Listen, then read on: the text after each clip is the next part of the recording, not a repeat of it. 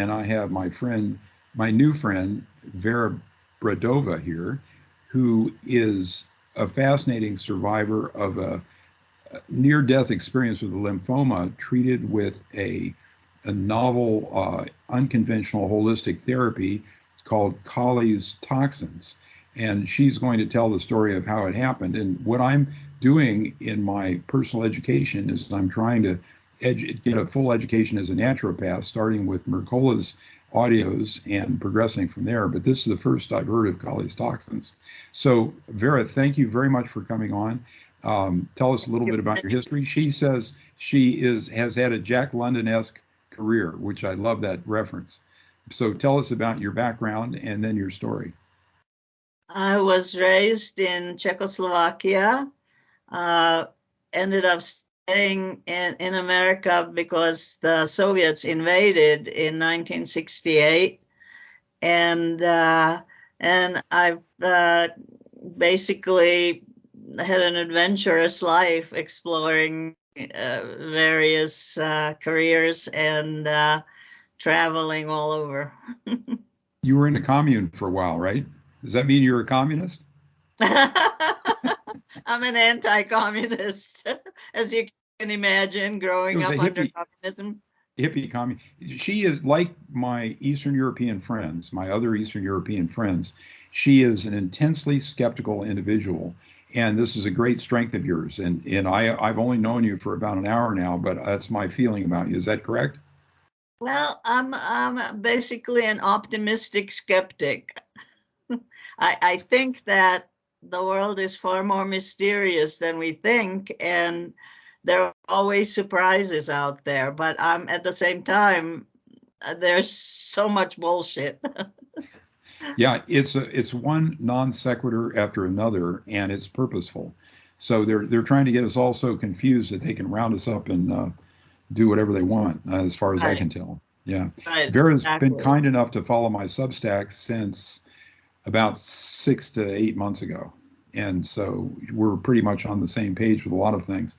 But what year was it that you had your diagnosis of your lymphoma? I was diagnosed when I was 45 years old in 1995. And this thing gradually developed as intra-abdominal masses, right? And then you had a couple of courses of ordinary therapy. Well, to give a few more details, the oncologist that played a role in my diagnosis tried to push me into chemo right away. And I asked him for some information about the drugs that were going to be used. His nurse rummaged in the dusty closet and didn't come up with anything. So I got just a tad skeptical at that point. And when I got over the shock of the diagnosis, I began to do a lot of research and discovered that watchful waiting that was one of my lucky breaks. Watchful waiting is widely accepted as the first thing that you do after diagnosis because there is no advantage of treating right away. There is a disadvantage because then when you really need it, you don't have it. Do you remember the kind of lymphoma that you had? Did they tell you? It was low-grade, non-Hodgkin's, B-cell, low-grade follicular lymphoma, stage 4, because it was on both sides of my diaphragm, and I had bone marrow involvement. Jeez, sounds terrible. So you watched it for a while. How many years did that go on?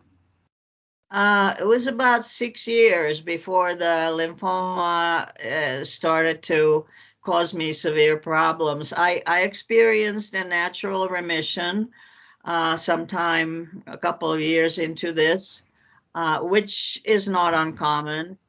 And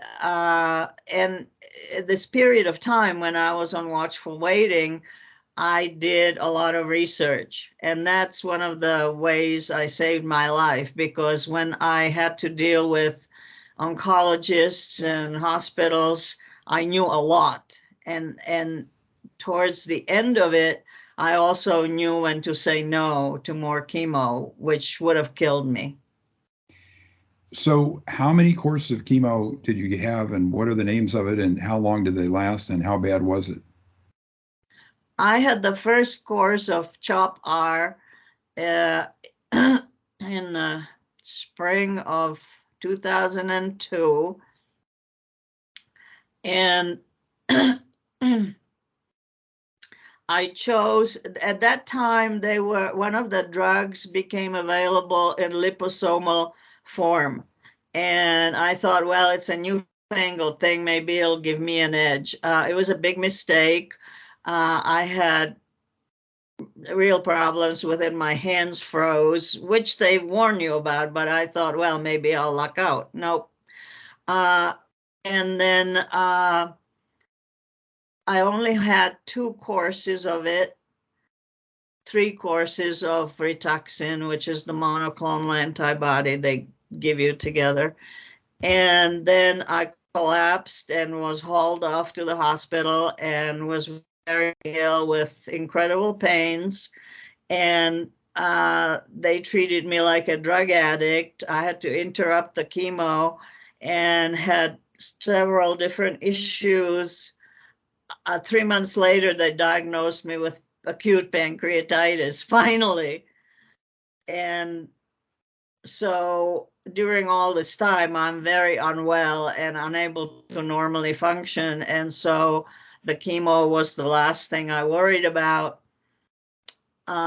They took out my gallbladder, and I was in rehab for a while and I had lost tremendous amount of weight. And anyway, so I eventually got well from the pancreatitis and the other issues that I had developed Guillain-Barré syndrome. I mean, I was dragging my foot behind. It was one thing after another. It was a terrible summer. So once I got well, a year later, I had a full treatment of CHOP-R, which is 6 times. I believe they're 3 weeks apart. At that time, the cancer was quite active because the previous treatment was interrupted. So anyway, so here I am with quite active cancer, and they put me through these 6 CHOP-Rs. I don't get full remission. They're a month apart? Huh? They're a month apart? I think CHOP-Rs are, they're 3 weeks, then you do it for a week or so. Prednisone, Rituxan. Cisplatin. I speculated that one of the drugs was cisplatin. No, I didn't have platinum until the very last treatment, way back down the road. CHOP-R is the first thing they put you through in lymphoma, and it's cyclophosphamine,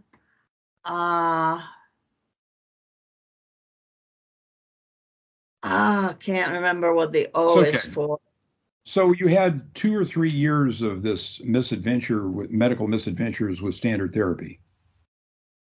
Well, yeah, it just kind of went on because I was not the usual patient who would be in remission for a number of years.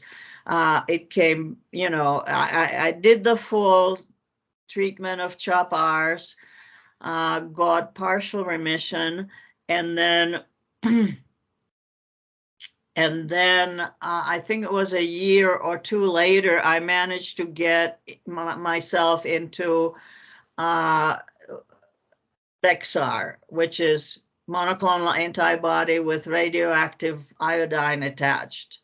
And it's only 2 treatments. Then they put you in a special room with lead walls or whatever. There were not many doctors doing it. I found a doctor in New Jersey who did, and I got full remission out of that. How long did that last? It lasted only a little over a year and a half, I would say. The treatment was somewhat complicated by the fact that by that time I had lung involvement and they had to drain my lungs, which was quite an adventure. They stick a needle in your back and then this coffee fluid just runs out, like a whole bottle of like milky coffee. You've got the And right attitude. I've done that as a doctor for people with another problem, but I've never heard anyone describe it as an adventure. well, they told me that the Bexar wouldn't work until they drained my lungs, and I think they were right. So I sat there and let them drain me, and it didn't hurt at all, which was amazing. And so I thought, well, this is so interesting. And so after that, a couple of weeks later, they did the Bexar. And then 6 months later, they tested me, and I had whatever CAT scan, and there was no evidence of lymphoma. Another marker is LDH. If you have normal LDH, that's good also. So I think this was the fall of '05. No, well, I'm starting to lose track of the dates. Anyway, I moved to Utah shortly afterwards, and oh yeah, it was '05. So I moved to Utah, and I had a good remission lasting a year and a half, and then I felt the cancer coming back, and it was very fast.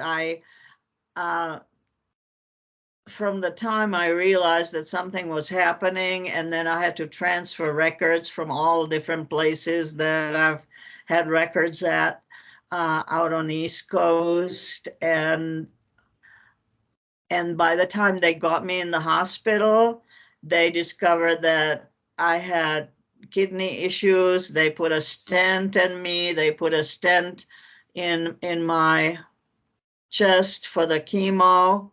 And by that time, I was very ill. I had ascites, to an extent like a pregnant woman would look. So again, they had to drain my belly before the treatment to get the ascites out, and which made me more comfortable. And then I began the treatment, which was called RICE, and that's when I got the cisplatin. Along with So you all told you had 3 years or 4 years of conventional therapy that gave you several remissions but made you sick as hell. well, the chemo was nasty, and you lose your hair every time and all that, and you feel like crap and you look worse, you're pale and sick.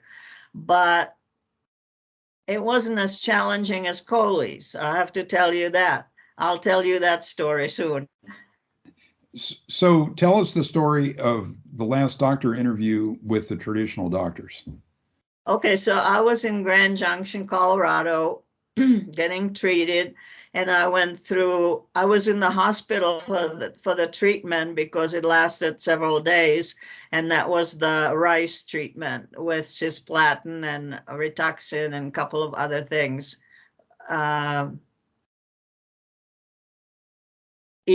Etoposide, something. Anyway, you can look up the acronym. So after the 3 treatments, my caregiver and I went to Grand Junction to find out what happened, because we were hoping that I could get into the bone marrow program in Denver. And the doctor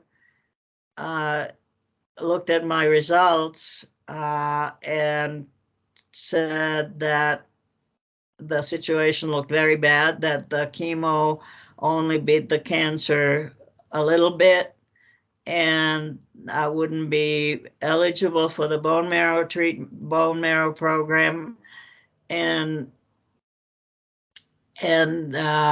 he said that I should go home and straighten out my affairs and to talk to the hospice in Moab. And we were just sitting there in shock. And I looked at him and I said, "Well, what about a clinical trial?" And he said, "Too late." I still dream we have about to laugh. going. I should go at Halloween and haunt this guy up in Denver. I really should. I've dreamt about it for years. You can write bad reviews of him online. Use your own name and tell the story. So we went home in total shock. And he tried to sell me on more chemo. That's the other part. It was insane. So he says, he basically says that I'm dying, and then he tries to sell me on palliative chemo. But at that they point, get 20% of the they get 20% of the revenues from all sales of chemo drugs.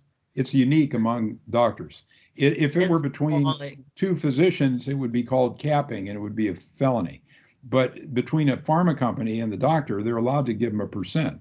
So they're incentivized to sell as much of that stuff as they can. True story. And these guys are now cracking 400, 500, 600,000, and it's all from the retailing chemo drugs. So anyway, sorry to interrupt your story. So here I am sitting in his office, and he knows that my bone marrow is hanging by a thread. I had my platelets were 7, Yeah. And I barely had, any of the other blood components, blood markers. So and my kidneys are on the fritz, right, from the beginning of the treatment. And so I look at him and I say, "Well, what are the side effects of these 2 drugs that you're recommending?" And he says, "Well, they'll probably damage your kidneys and damage your bone marrow." And I'm going not good. You. And you had a belly full of pregnancies, including one that was probably 12 weeks or larger. In other words, the lymphomas had masses inside your abdomen. They were sticking out of your muscle wall.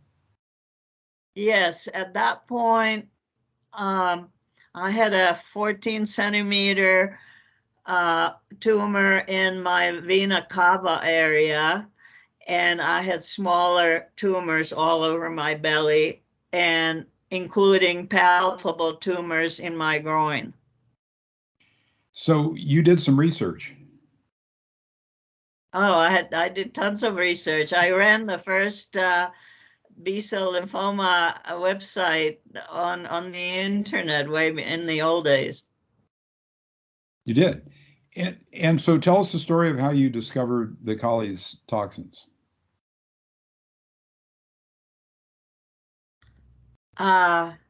So when I'm still doing watchful waiting and doing all this research, I was living in Philadelphia, and I had the good luck of going to Fox Chase Cancer Center, and they let me copy everything for free. It was incredible. So, so I was spending my nights reading these medical research articles and trying to piece the picture together. And I wrote about it on my website for other people, because I felt that what patients were being taught was so grim and so hopeless. And I tried to put all that information together in a hopeful sort of framework, because there are some good parts, some lymphomas are easier than others, and there are things you can do. They tell you there's nothing you can do to make yourself healthier, which is another terrible thing. They tell you that right at the beginning, and that's not true.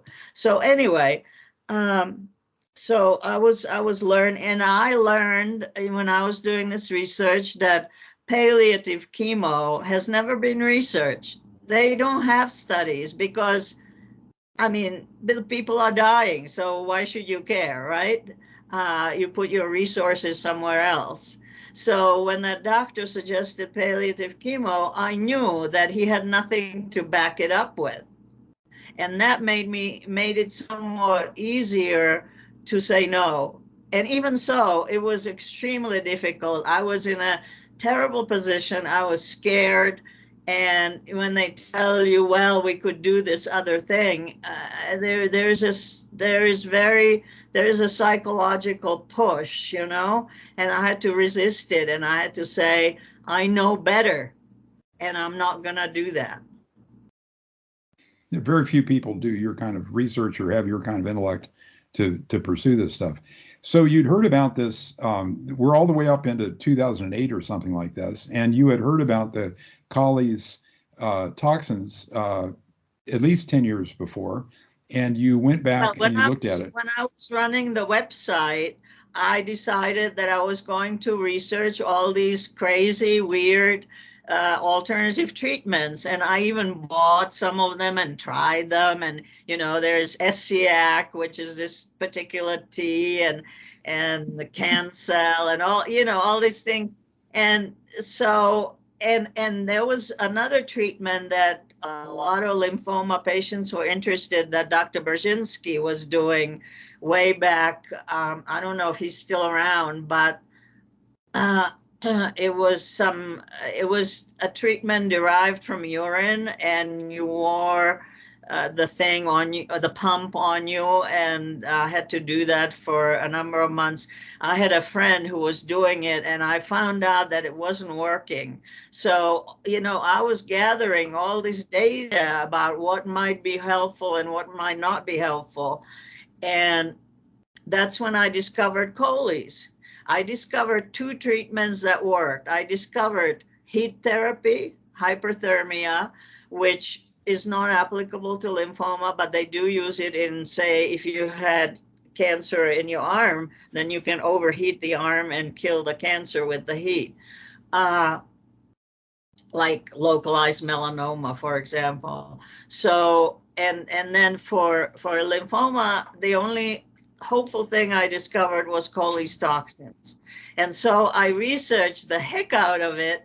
I called Dr. Coley's daughter was still alive, and then I called her office in New York and spoke with her secretary, and I spoke with the man who also carried the torch. Coley's toxins is only known because there were these torch bearers from the beginning. Dr. Coley first, then his daughter, and then then a man named Wayne somebody. I forget his name now, but he heard Dr. Coley present his cures at a lecture in Indiana, and he told himself that when he retires, he was going to make the toxins and make them available to people. And I spoke with him. And so it's COLE''S for the listeners. It's COLE''S for the listeners. COLE was the name of the doctor. Yes, okay. Sorry to interrupt you. Go ahead. Yeah, so I talked to Wayne, and at that time he was helping a doctor in Guatemala to make the toxins out of his garage or something, and they were delivering the toxins to the hospital in Tijuana that I eventually went to. The toxins were, in my opinion, not very effective. They looked different. They were yellow, and Dr. Coley's toxins were purple. So I don't know quite, but what were they? What was it exactly? The toxins are two bacteria, 1 gram negative and 1 gram positive. One is erysipelas, and one is, I think, some form of strep. I forget. And they And were he, killed. They were killed, and they were well, combined in the he solution. bought, the story says that he went directly to Germany to Dr. Koch's laboratory and got some really virulent strains, and he cultured them on a slab of beef at home. But the medication as given, they don't contain active bacteria. They're killed. So the body stimulates a reaction against these toxic bacteria, but they're not live. They don't infect you, right? Well, the bacteria, as they grow in the meat, produce a fluid, and they microfilter the fluid, and that's what you inject. That's how Got I it. understand. Yep. And that stimulates a fever reaction and various other things that we don't know about, right? It makes you quite ill. That's the drawback to Coley's toxins, because it's not like comfortably sitting in a drip room at a doctor's office. You're basically, uh, aspirating uh, the toxin into a needle, like a diabetic needle, and then you have to inject yourself. And you have to be careful. You aspirate to make sure there's no blood coming in. Then you push it in. And in the beginning, I did it straight into my tumors. Oh I my had gosh. tumors that I felt in my groin, in my right groin, and that's where I began the treatment. How many injections did you give yourself over what time period? I've never counted them. I treated Hundreds? myself Hundreds? for well, I started treating every other day. Then I went to every third day, every fourth day. I had this schedule that I worked out because it made me so ill. I couldn't do it very frequently. In the hospital in Tijuana, they would skip a day. So I was there for 2 weeks when they were teaching me to do this, and they would do it Monday, Wednesday, and Friday, and then take the weekend off.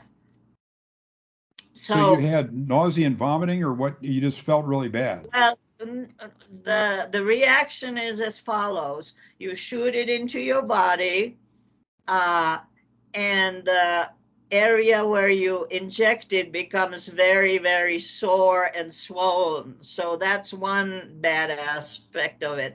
That goes away in several days. Um, Kind of leaves a welt.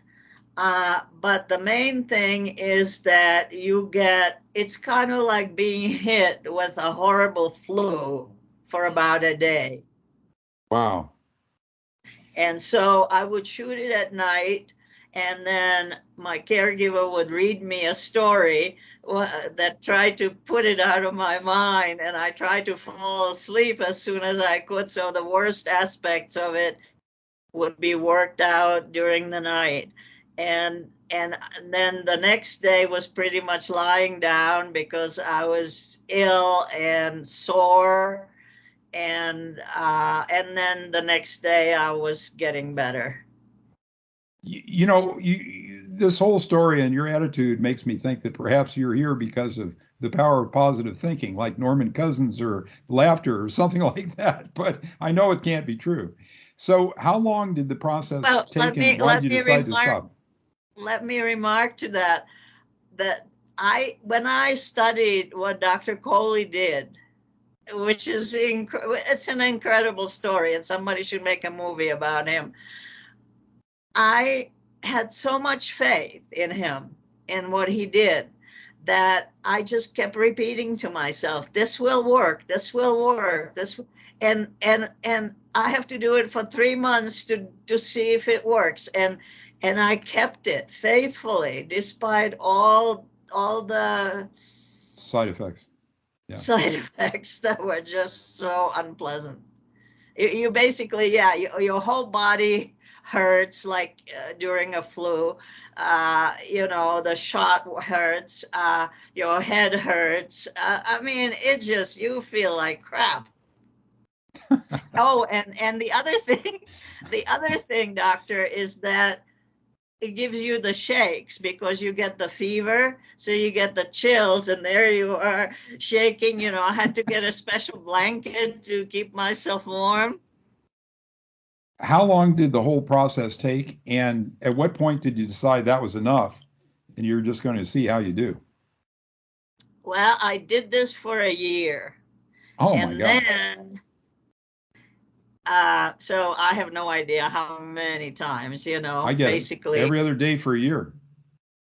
And 150 then days of shooting yourself.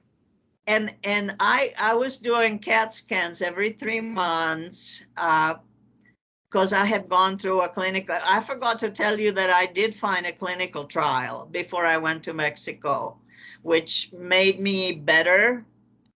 Um, okay, it was a monoclonal antibody. I knew it wasn't going to hurt my bone marrow or anything, and so I went through 8 weeks of a Danish clinical trial for a novel monoclonal antibody. The results is that the cancer shrank just a tiny bit, and then I went to I felt better. I felt, because by that time I was getting skin, it's horrible skin problems, which is one of the issues in late lymphoma. You start itching all over, and you wake up and there's blood all over your bedding, and that kind of thing. So the clinical trial made me better, and I had the strength to go to Mexico. So that's the piece that was missing. So because of the clinical trial, I had to go and get tested every 3 months for 2 years. So I am extremely well documented. I'm documented from here to Timbuktu.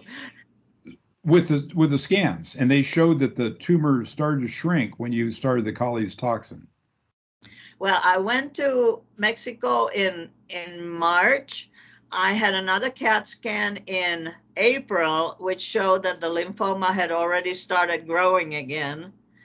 And then that's when I started doing the treatment really intensively at home. And by June, I knew it was working. Wow. A month And after that, at the end of July, I had to go for another CAT scan. You should see it. Massive shrinkage everywhere. Massive shrinkage. you're you're recalled to life. That's the quote from I A Tale of Two totally. Cities, Dickens. Yeah, I still had the stent up my kidneys, right.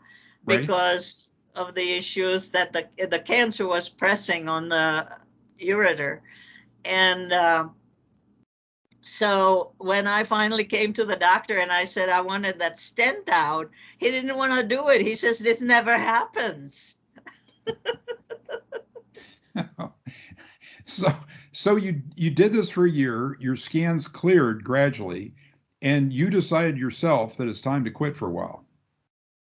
Well, okay, so it kept shrinking as I was getting the results for the CAT scan and for the LDH, which is a marker. And a year later, I became so debilitated from the program that I had put myself through, the Coleys, that I just couldn't do it. I kept Coleys in my fridge, and I would look at it and I would start feeling nauseous. Wow. I just couldn't do it anymore. Did you have scan evidence of lymphoma at the time you quit? I still Were you had still? some. Yeah.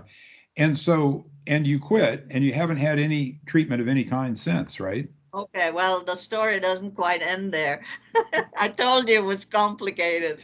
Go ahead. So, so I quit, and eventually, because I wasn't doing it anymore, I mean, the legend says that you need to bring it to full remission with Coley's and then treat for 6 months, 5 or 6 months, to solidify the cure.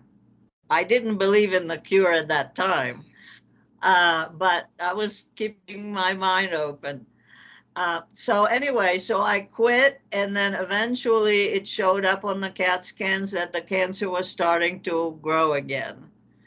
It was small compared to what I had before. It wasn't bothering me in any way, but I was concerned that if I let it go for a while, it might cause problems. And my doctor in Denver recommended that that a new old treatment had come online that I could try. It was called bendamustine. It was an old East German drug that had just been approved in America for treatment. And so the fall of that year, I did 4 treatments with bendamustine. It I couldn't. They were supposed to do 6, but I couldn't finish it. The doctor was very careful, watching all my blood signs, and he saw some danger signs, and he says that's it. We cannot do any more than 4. Well, And we don't want to minimize the expertise of these cancer doctors because they face the entire spectrum of internal medicine, every freaking thing you can imagine. And the good ones know their medicine better than practically anybody, and they're very caring. They deal with difficult situations that are, but some of them just sort of seem to have turned into, financial machines, and they don't really care about the patients. But you sound right. like you found some really good guys. My doctors were a mixed bunch. They were mostly technicians, but competent. But the last doctor that I found in Denver, he was Burmese, was an amazing man. When I came to see him, and I had tumors all over my belly, like I told you, he examined me and he says, "I will never give up on you." I That's a mean, wonderful thing to hear. can you imagine having a doctor like that?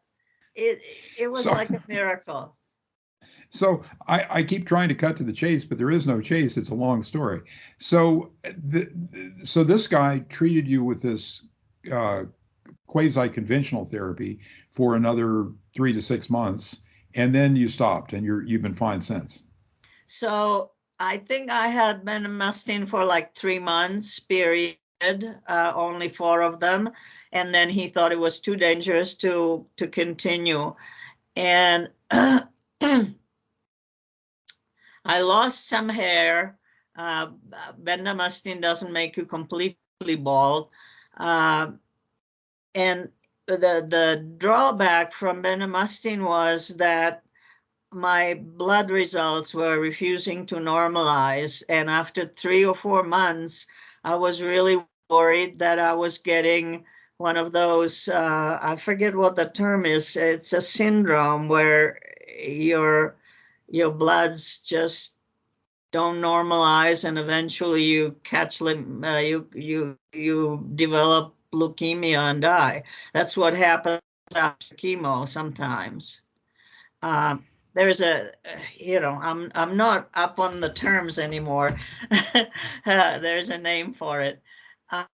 So the people in Canada that were my Coley support team said, well, why don't you start Coley's again and see if that'll normalize you, and that'll get, because I had full remission out of bendamustine for the first time ever after Bexar. I had full remission.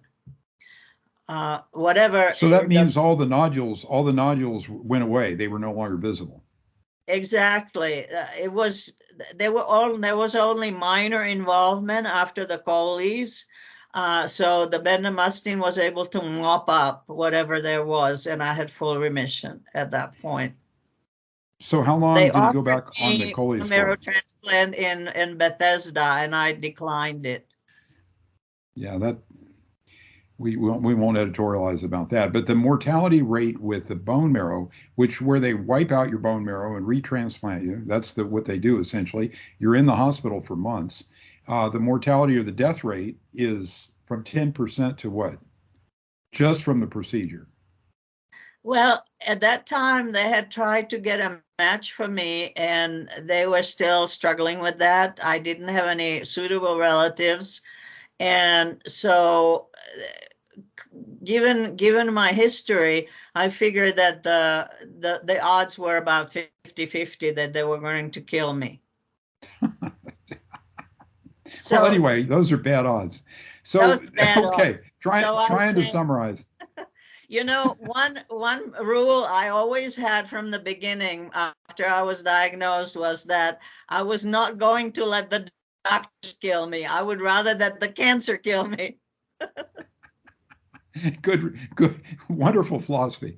So you went through this last chemo, then you did the Coleys for how long? Another 6 months? So I did the Coleys after I realized that I was not getting better, not normalizing. I did it for 5 or 6 months after that, and really just hitting it as hard as I could every few days.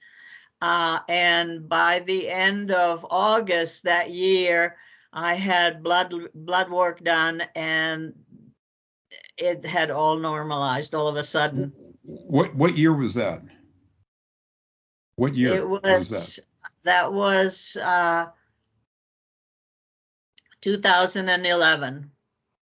So you've been fine for over a decade now. Yes, that was the last that I got the remission in the fall of 2010, and then I did the Coleys, and then I've never done anything else since then. How much money did the Coleys cost total?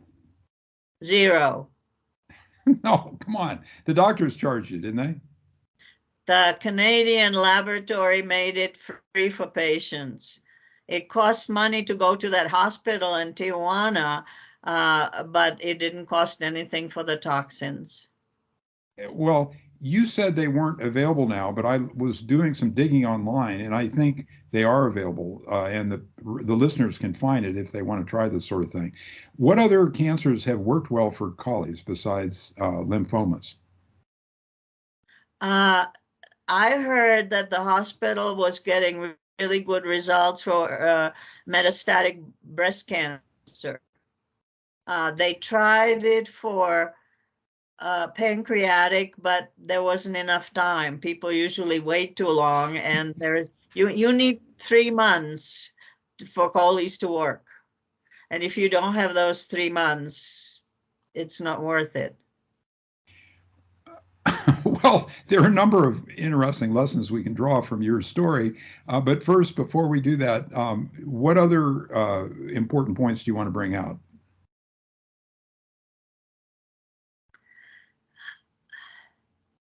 You gotta be stubborn and courageous to do this treatment. It's very hard. It's one of the hardest things I've ever done, but it works. Well, that I was sort of going to say something like that. I was going to say that you have to learn everything you can because no one is going to advocate for you because so many people have conflicts of interest. And that's the kind way of putting it, putting that they've been bribed by the industry to give these expensive drugs and rip the insurance and our whole society off for these hundreds of thousands of dollars. I mean, these treatments cost $100,000 a year for cancer treatments on average, maybe more now. There are some treatments that are $500,000 a year, and the financial incentives are so high that they've essentially bought the whole system. They bought the hospitals, they bought the doctors, and the patients' families are even sometimes paid off. I mean, and it's crazy.